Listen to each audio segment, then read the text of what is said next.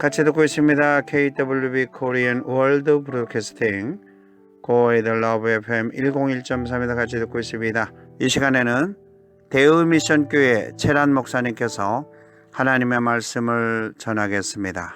오늘은 어버이 주일입니다. 부모님이 자녀들에게 가장 듣고 싶은 말이 무엇일까요? 네, 50대, 60대 부모님을 대상으로 설문조사를 했는데 엄마, 아빠 사랑해요 라고 합니다. 그 다음이 자주 연락드리고 찾아뵐게요 를 꼽았습니다. 이어 항상 감사해요, 돈 걱정 마시고 필요하면 연락주세요, 부모님이 가장 존경스러워요 라고 합니다. 기타 응답으로는 건강하게 오래 사세요, 보고 싶었어요 라는 말이 듣고 싶으시다고 합니다. 어버이 주일이 있어서 좋은 것은 평상시에는 부모님께 잘해드리지 못했다 하더라도, 따뜻한 말을 건네드리지 못했다 하더라도 1년에 한 번은 감사와 사랑의 마음뿐 아니라 말로 표현하게 되어 참 좋은 것 같습니다. 부모님이 살아계시다면 전화로 혹은 찾아뵙고 가장 듣고 싶어하는 부모님 사랑합니다 라고 표현했으면 좋겠습니다. 오늘 우리에게 주신 하나님의 말씀은 우리가 잘 알고 있는 십계명입니다. 성경에는 우리가 하나님의 백성으로서 신앙인으로서 지켜야 할 규례와 법도입니다. 하나님의 율법에 관한 조항이 613가지가 나오는데 이것을 압축하면 십계명이 됩니다. 저는 또 이것을 한마디로 압축해 보았는데요, 사랑계명이라고 제가 애칭을 붙여보았습니다.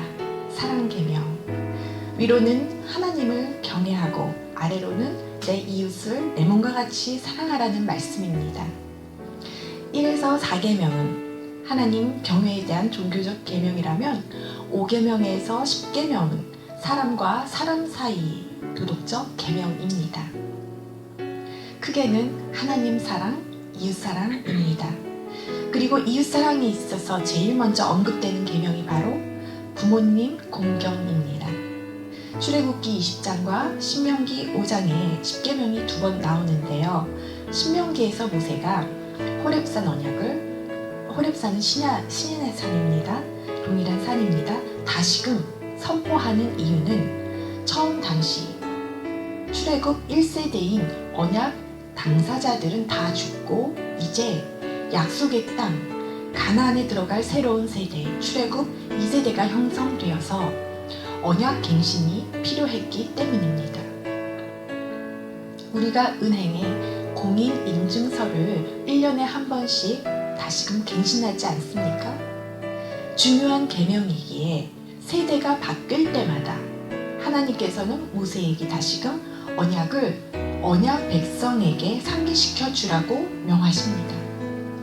십계명의 내용과 가치는 동일하지만 차이점은 대상이 바뀌었다는 점입니다. 이는 조상들과 세우신 것이 아닌 오늘 여기 살아있는 출애굽 2세대와 세우신다는 언약입니다. 마찬가지로 이 언약은 오늘 여기에 살아있는 우리에게도 다시금 상기시켜 줍니다. 이 언약은 즉 우리에게도 유효합니다. 우리에게도 언약입니다. 세대가 바뀔 때마다 갱신되며 계속 유효합니다. 민족 지도자 모세가 하나님을 만나기 위해서는 산에 올라갔다는 표현이 자주 나옵니다. 산에 올라가서 하나님께 기도를 드렸겠지요. 그러면 하나님께서 모세야 부르시고 말씀을 거십니다. 모세와 하나님은 대면했고 출애굽기 33장 11절에 보면 사람이 자기의 친구와 이야기함 같이 친구처럼 여호와께서는 모세와 대면하여 말씀하시며 라고 나옵니다. 민수기 12장 8절은 모세와는 하나님께서 얼굴과 얼굴을 맞대어 명백히 말하고 은밀한 말, 숨은 뜻으로 말하지 아니하며 그는 또 여호와의 형상, 모습을 보거늘 너희가 어찌하여 내 종 모세를 비방하느냐. 하나님께서는 알아듣기 쉽게 모세에게 명명백백히 말씀하셨다고 나오는데 이스라엘 백성은 모세를 아마 잘 몰랐던지 하나님과 친구 사이 같은 모세를 비방했다고 나옵니다. 그런데 하나님과 친구처럼 이야기를 주고받은 모세가 이 십계명을 받을 때만은 그냥 쉽게 받은 것이 아닙니다. 모세가 40일 동안 시내산에 머무르면서 금식한 것은 그가 인도하는 이스라엘 백성을 위한 책임감과 근심이 컸기 때문입니다. 금식 기도는 자신을 온전히 하나님께 맡기는 행위입니다. 모세뿐 아니라 예수님도 40일 동안 금식 기도를 하셨습니다. 금식은 성경에 있는 대로 시험 받거나 시험 받을 위험이 있을 때 합니다. 혹은 중대한 선택을 앞에서 중대한 일을 경영히 하려고 할 때 금식을 합니다. 성경에서 40이란 수는 연단과 시험을 나타내곤 하는데 모세에게 이 40일 기간은 연단의 시간이었을 것입니다. 보통의 경우 40일을 물도 안 마시고 금식한다는 것은 목숨을 걸어야 하는 일입니다. 모세는 십계명을 2번을 받게 되는데 40일 동안 하나님 앞에서 금식 기도로 매달렸습니다. 모세가 여호와와 함께 40일 40야를 거기 있으면서 떡도 먹지 아니하였고 물도 마시지 아니하였으며 여호와께서 친히 언약의 말씀 곧 십계명을 2 돌판에 기록하셨더라. 이렇게 중대한 시기에 금식을 하는 것은 금식 자체를 위한 것이 아니요 하나님의 뜻을 알고자 뜻을 받고자 기도에 집중하기 위함입니다. 모세는 하나님 앞에서 중대한 책임감을 느끼고 지도자로서 큰 일을 완성하기 위해 그만큼 목숨을 거는 큰 기도를 했던 것입니다. 그리고 십계명을 받았습니다. 그런데 정말 잉크가 마르기도 전에 하나님께서는 모세에게 너는 내려가서 내 백성이 부패하였다고 하십니다. 불이 나게 내려가 보니 백성들이 우상에게 절을 하고 있는 것입니다. 그래서 모세는 40주야를 목숨 걸고 받은 하나님께서 친히 써주신 십계명 2 돌판을 깨뜨려 버립니다. 이때 모세의 심정이 과연 어땠을까요? 분노, 배신감 등등 마음감이 교차했을 것 같습니다. 혹자는 모세가 분을 참지 못하고 던졌다라고 해석을 하기도 하는데 제 해석으로는 모세가 거룩한 분노와 더불어 이 돌판이 계약서와 같은 증거이기에 이 돌판, 증거판을 파기해서라도 백성들을 지키려고 했던 것 같습니다. 모세가 들고 있던 돌판 제2계명에는 우상 숭배를 단죄하는 규정, 우상을 절하고 섬기면 여호와는 질투하는 하나님인즉 나를 미워하는 사람의 죄를 갚되 아비로부터 3, 4대에 이르기까지 한다는 말씀이 기록되어 있기 때문입니다. 이 계명대로 한다면 이스라엘 백성들은 당장에 큰 화를 당할 것이기 때문에 모세는 백성을 사랑하는 마음에 돌판에 잉크가 마르기도 전에 이 돌판을 던져서 깨뜨려 버린 것 같습니다. 모세가 40일간 비운 사이에 목숨을 걸고 십계명을 받으러 간 사이에 왜 백성들은 여호와께 범죄를 했을까요? 40일이 너무 길었던 것일까요? 아니면 하나님과 모세에 대한 믿음이 없었던 것일까요? 이 동안을 못 기다리고 금송아지 우상을 부어 만들어 절을 하는데 출애굽기 32장 1절에는 모세가 산에서 내려오는 것이 늦어지자 백성이 아론에게 우르르 몰려와서 말을 합니다. 우리를 위하여 우리를 인도할 신을 만들라. 우리를 애굽 땅에서 인도하여 낸 모세 이 사람은, 여기서도 보면 애굽 땅에서 누가 인도하셨죠?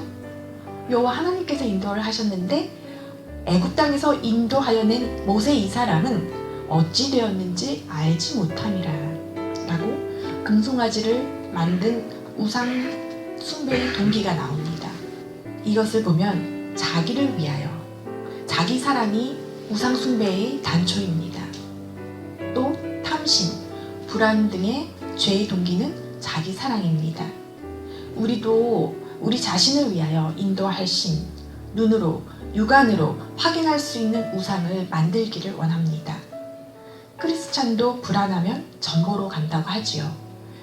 우리는 하나님을 사랑하고 이웃을 사랑하고 섬기는데 과연 나를 위하여 섬기고 사랑하고 있는가? 내 중심에서 하나님, 이웃 중심으로 무게 중심이 이동이 되었는가를 우리는 살펴볼 필요가 있습니다. 운동을 할 때, 테니스를 칠 때 무게 중심이 자칫 잘 못 오겨지면 넘어지곤 합니다. 골프 스윙을 할 때에도 왼발에 두라고 하지요. 무게 중심이 오른발에 있다면 항상 안정감 없는 스윙을 하게 될 것입니다. 우리는 우리의 무게 중심을 자기 사랑이 아닌 하나님, 이웃 사랑에 중심을 둬야 합니다. 모세가 홀로 시내산에 올라가 십계명을 받았는데 하나님께서 모세에게 너는 내려가라. 내 백성이 부패하였다.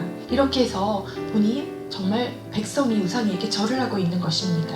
그런데 모세는 백성들을 사랑했던 것 같아요. 그리고 하나님께서는 이 모세에게 거룩한 분노와 백성들을 사랑하는 마음에서 이루어진 모세를 나무라지 않으시고 후일에 다시 새로운 십계명을 주십니다. 언약은 히브리어로 베리트라고 합니다. 언약은 우리가 생각하는 약속과는 조금 개념이 다릅니다. 그것은 일종의 명령, 즉 약속이 있는 명령입니다. 일방적인 명령이지만 그를 따르면 축복이라는 약속이 걸려 있습니다. 성경은 구약, 신약 이렇게 언약인데요. 이를 옛 언약, 새 언약이라는 표현을 하기도 합니다. 옛 언약은 모세의 율법이라면 새 언약은 그리스도의 율법을 상징합니다.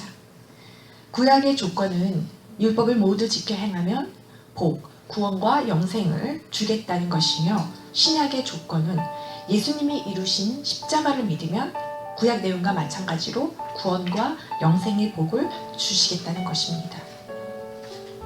신약도 구약도 형식과 조건은 다르지만 하나님의 백성에게 복을 주시겠다는 약속, 언약의 말씀입니다.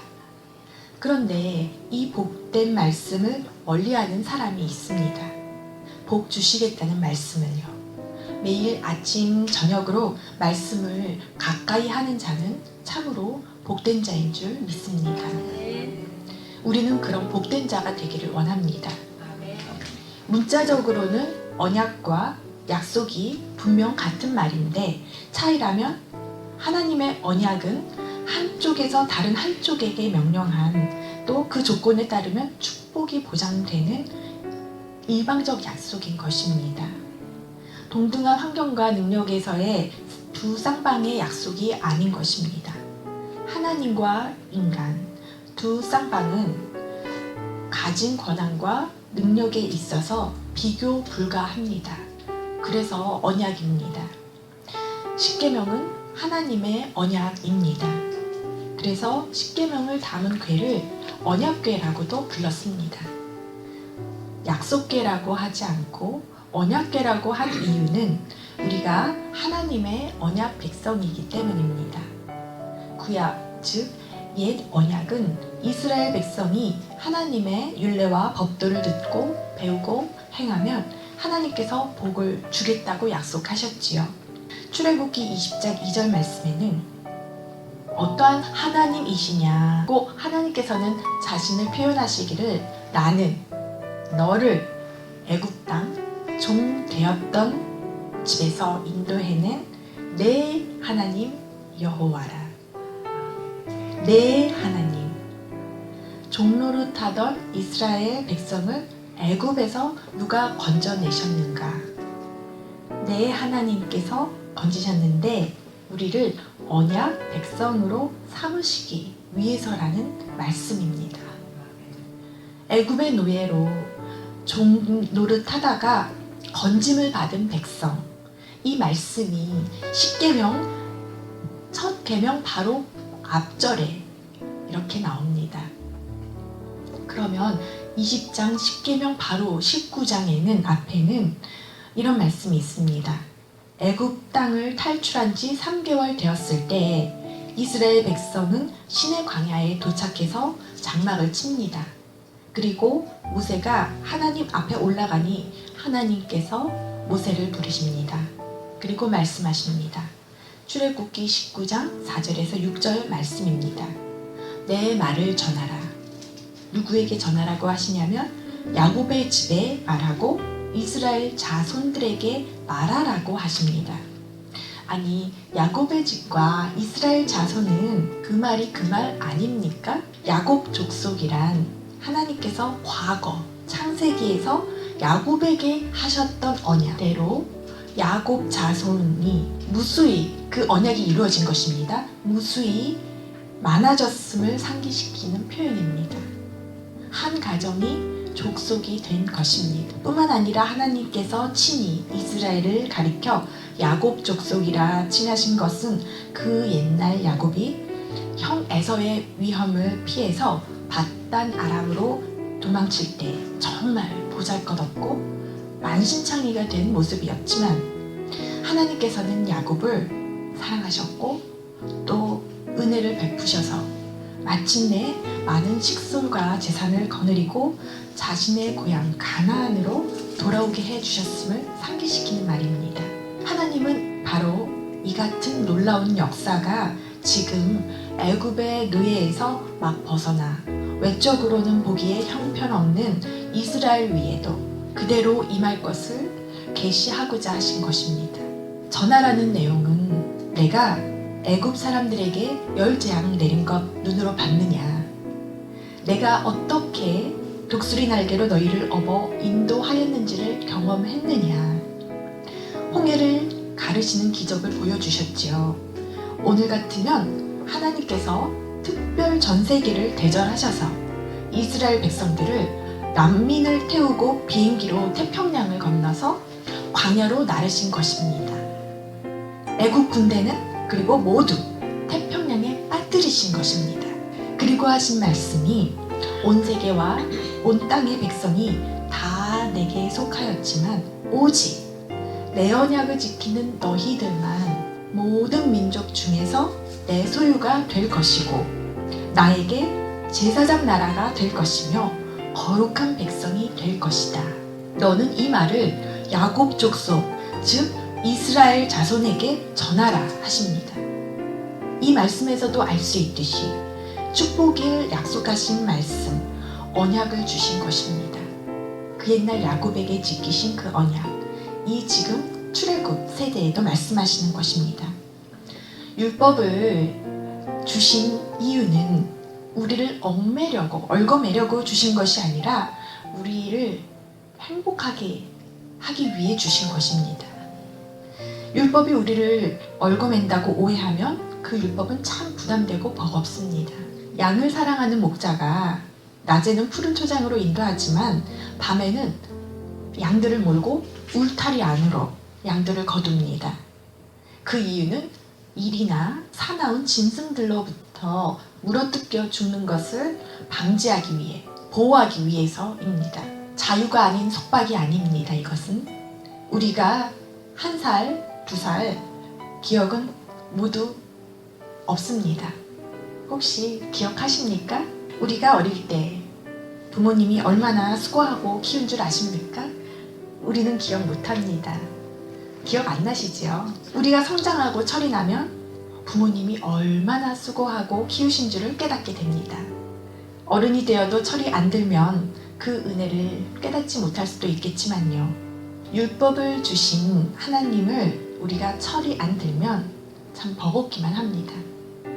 하나님께서는 광야로 야곱 족속을 독수리 날개로 업어 나르신 후 주신 언약이 바로 십계명입니다.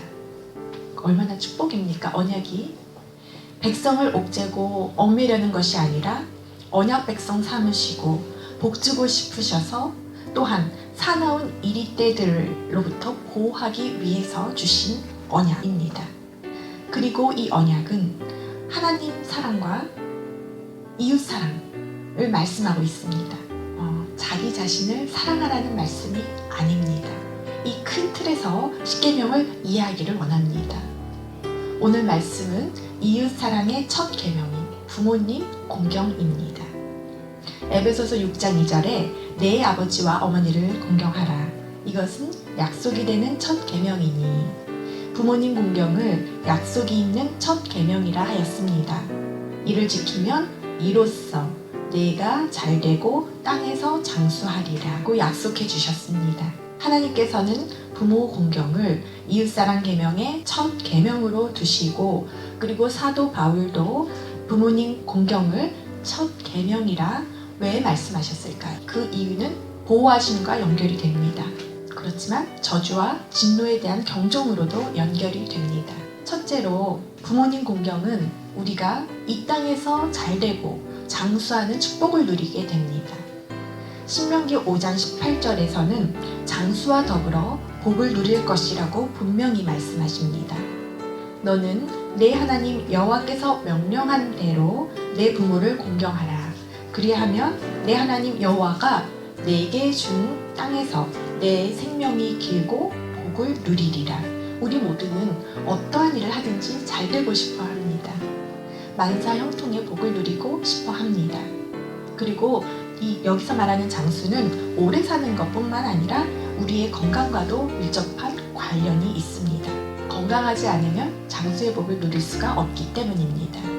그렇다면 약속이 있는 첫 계명, 성경에서 말씀하시는 여호와께서 명령한 대로 부모님 공경을 잘하면 장수와 더불어 이 세상에 형통의 복을 누리게 됩니다. 둘째로 부모님 공경이 참으로 중요한 또 다른 이유는 우리가 부모님께 공경함을 통하여 관대성을 훈련시키십니다. 우리가 눈으로는 볼 수 없지만 인격자이신 하나님 아버지와의 관계 또한 깨달을 수가 있습니다. 하나님과 우리는 부모와 자식 관계입니다. 우리 모두는 하나님께 대하여 아버지와 딸 혹은 아버지와 아들의 관계입니다. 예수님께서는 우리가 잘 이해하도록 주변에 풀, 나무, 열매, 양, 이리 등의 동물 등을 비유를 들으시면서 말씀을 하시곤 하셨는데 하나님께서는 우리의 직접적인 삶에서 우리가 직접 부모가 되어보고 자식이 되어본 입장이 되어 살아계신 하나님을 아버지로서 더욱 가깝게 여길 수 있도록 섬김을 배울 수 있도록 허락하셨습니다. 자녀들이 어려서부터 부모님을 공경함으로써 하나님을 어떻게 경외할 수 있는지 경외하는 방법을 깨닫게 됩니다. 이를 통해 영적인 성숙과 성장을 가져옵니다.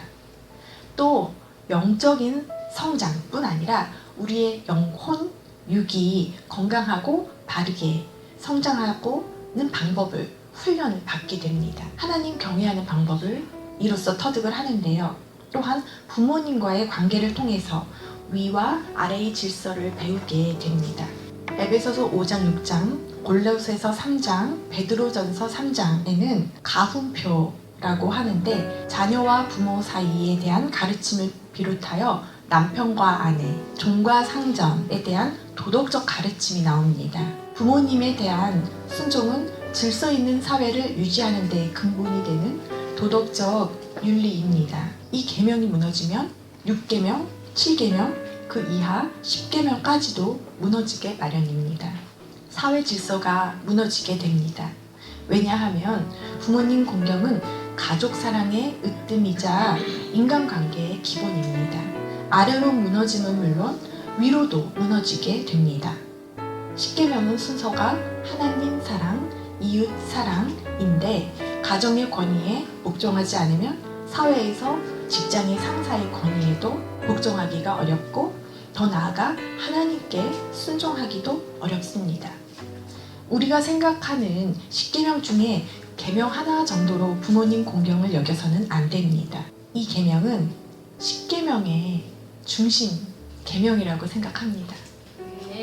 또한 하나님 사랑과 이웃 사랑을 이어주는 가교 역할을 합니다. 여기서 질서를 보면 이웃 사랑보다 하나님 사랑이 우위에 있죠. 이것을 우리는 알아야 합니다. 우리가 우리의 상사에 대한 순종을 그리스도께 하라고 하지만 10계명을 묵상하면 가정과 사회, 영적 권위에 대한 질서가 분명해집니다. 하나님이 우선입니다. 때론 부모님과 하나님 사이에 선택을 해야 될 때가 만약에 있다고 하면 우리는 하나님 교회를 택해야 합니다. 셋째로 순종과 믿음에 대해 배우게 됩니다. 순종은 내 뜻과 혹 부모님 뜻이 다를 때 그 말씀을 따르기가 참 어렵고 힘들었지만 그래도 부모님 공경을 통해 순종하는 훈련을 배우게 됩니다. 하나님께 순종하는 것은 하나님은 영이시기에 보이지 않으시기에 어렵하지 않습니까? 우리는 때로는 하나님 뜻을 따르기가 힘들고 어려울 때가 있습니다. 그런데 순종은 반복된 훈련을 통해서 배우게 되며 우리의 신앙이 그래서 차츰차츰 아름답게 다듬어지게 됩니다. 우리가 성화되어 가게 됩니다. 부모님 공경과 하나님 경외는 공통점이 참 많은데요. 히브리서 11장 6절에는 믿음이 없이는 하나님을 기쁘시게 하지 못하나니 하나님을 기쁘시게 하는 것은 믿음이라고 했습니다. 말씀을 듣고 순종하는 것이 그렇습니다. 믿음은 곧 순종이라고 하는데 이 믿음, 이 순종이 우리 하나님을 기쁘시게 하며 또한 부모님을 기쁘시게 합니다. 히브리서 11장에는 하나님을 기쁘시게 한 사람들, 즉 믿음의 사람들이 나옵니다. 하나님을 기쁘시게 하는 것이 무엇일까요? 생각해 보신 적 있으십니까? 그럼 부모님을 기쁘시게 하는 것은 무엇일까요? 생각해 보신 적 있으십니까? 사람이 가까워지고 친밀해지면 언제 기뻐하고 무엇을 좋아하는지를 자연스럽게 알게 됩니다. 눈빛만 봐도 어떤 것을 좋아하고 어떤 것을 싫어하는지를 알 수 있게 됩니다. 우리는 하나님을 사랑합니다. 우리는 부모님을 사랑합니다. 라고 말을 합니다.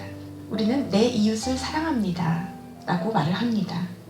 그런데 상관없이 지내는 것은 사랑이 아닌 것입니다. 싸우지 않은 정도는 사랑하는 것이 아닙니다. 우리는 여기서 오늘 10계명을 어기고 있는 건 아닌지를 한번 발견해 봐야 합니다.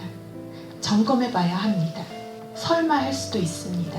우리가 도둑질을 하지 않으니까 나는 10계명을 잘 지키고 있지가 아니라 하라는 것을 하지 않는 것도 계명을 어기는 것입니다.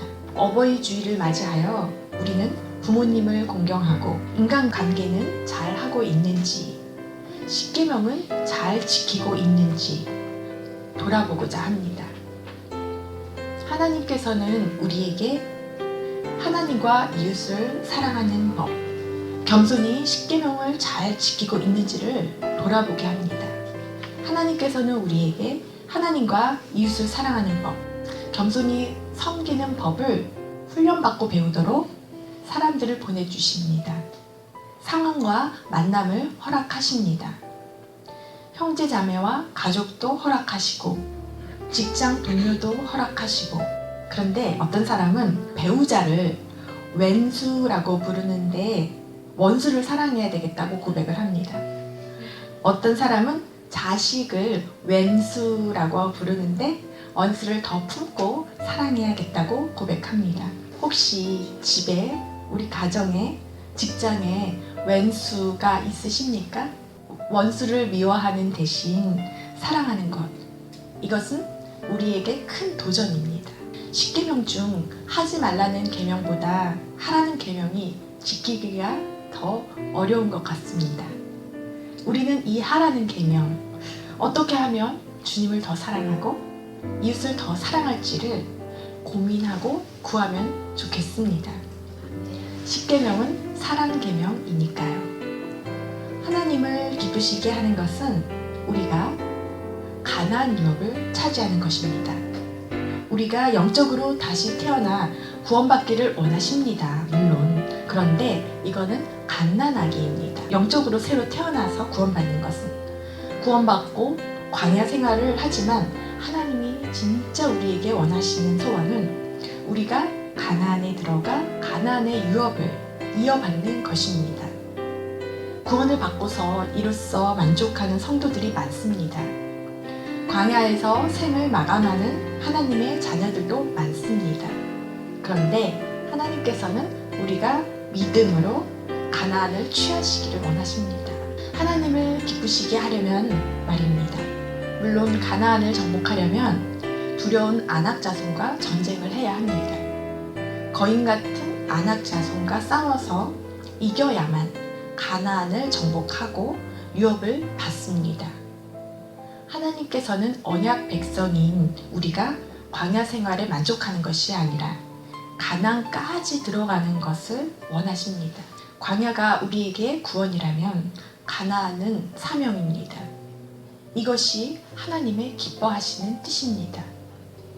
택하심을 받고 영적으로 거듭났는데 갓난아기처럼 계속 부드러운 음식만을 먹고 있다면 이제는 성장해야 합니다. 세발 자전거만 안전하게 마당에서 타고 논다면 이제는 세발 자전거를 버리고 두발 자전거로 갈아타야 합니다. 물론 자전거 타는 법을 배우면서 처음에는 많이 넘어지기도 하겠지요. 그러나 훈련을 받아야 합니다. 딱딱한 음식을 먹을 나이가 되었을 때에는 계속 떠주는 유아식만 먹고 있으면 우리 하나님께서 걱정하십니다. 구원의 감격도 좋지만 이걸로 만족하면 안 됩니다. 여기서 머무르면 안 됩니다. 우리에게는 목적이 있습니다. 사명이 있습니다. 아직 사명이 없다면 지금부터라도 목적을 두고 살아야 합니다. 광야는 거쳐가는 여정의 일부이며 가나안이 우리의 고향입니다. 그래서 가나안 정복은 우리의 유업이자 사명입니다. 그 하나님의 뜻을 이루어 드리는 것이 우리의 사명입니다. 부모님 공경은 부모님 기뻐하시는 뜻, 소원을 알고 이루어 드리며 순종하는 것입니다.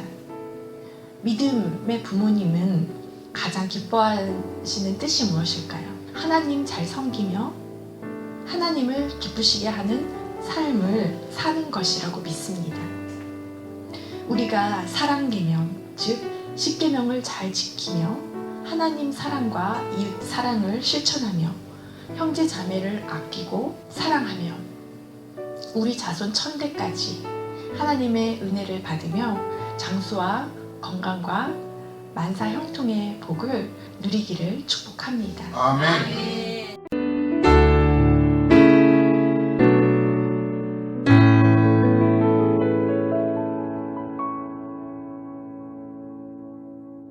지금까지 대의미션교회 최란 목사님의 설교였습니다.